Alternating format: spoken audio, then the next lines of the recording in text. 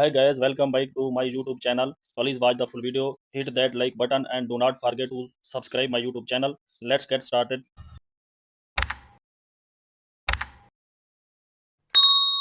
Open the pixel app, select the import button, go to the gallery, select a picture, adjust the picture, remove the background, select the original color, enable button down, adjust the picture, import button, go to the gallery,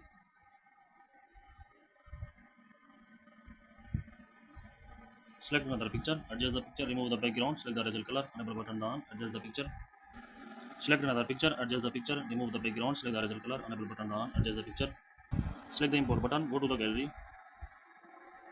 select another picture, adjust the picture, remove the background, select the original color, enable button down, adjust the picture, change the background, select the color option, adjust the color. Please like the video and subscribe the channel.